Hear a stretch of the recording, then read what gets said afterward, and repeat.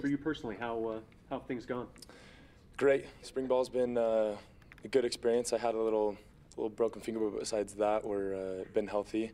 And as a squad, it's a great process. It's a grinding one, just developing that culture and getting everybody bought in to making plays and running around. And so every day is a chance to get better. And so I'm happy to be healthy and be out there with the guys. Linebackers obviously lost quite a bit of talent from last year. What do you guys look at as, this opportunity in terms of being able to step up and do that kind of stuff?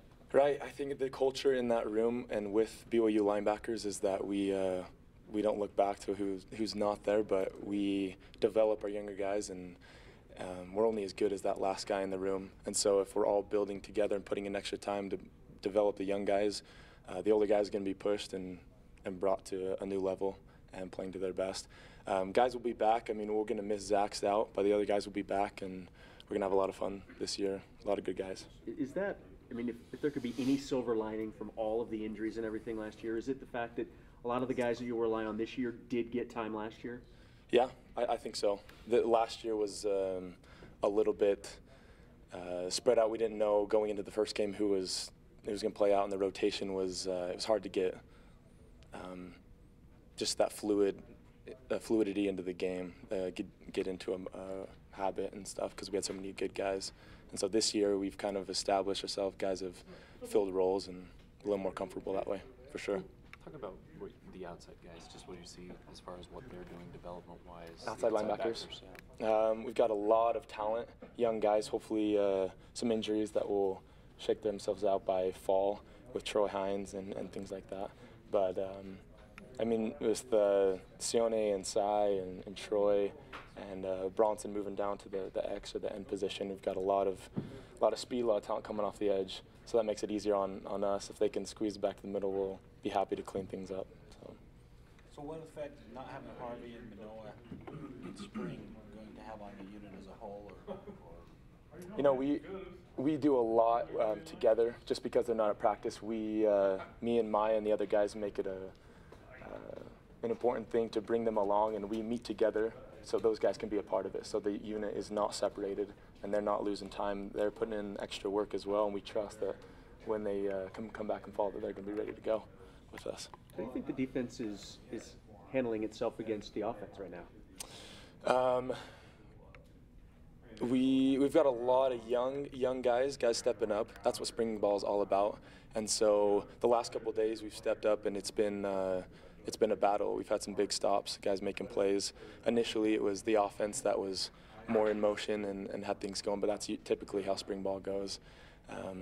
And Taysom and Christian Stewart, it's nice to have guys that have been running it for a while. So the offense is doing great, but especially in our secondary, we've got young guys stepping up and filling things out. So it's getting better. The offense, doing great. I mean, what are your overall thoughts on this offense? You go against it obviously every day. Right.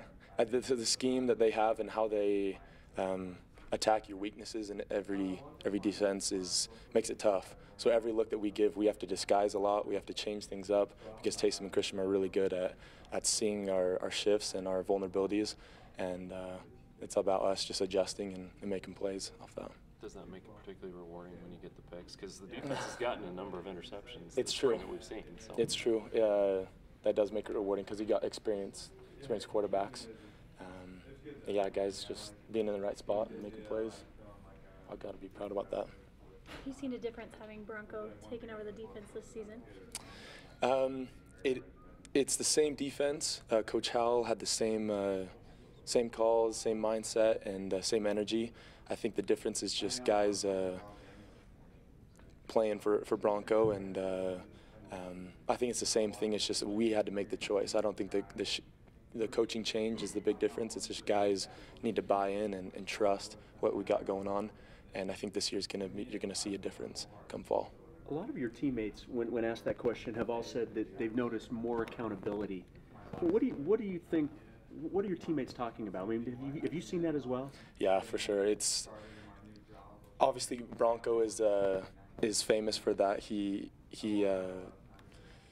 makes every rep count, and so I think last year we built on just letting things get by and not taking the most out of every rep in practice because we were like, oh, we'll fix it or we'll get it. But now every rep counts and we pay for it after practice with extra runs or whatever. And that kind of mindset, I think, yeah, it comes from Bronco, but it also comes from the leadership that we have, the seniors and juniors, guys really buying into what they're trying to do.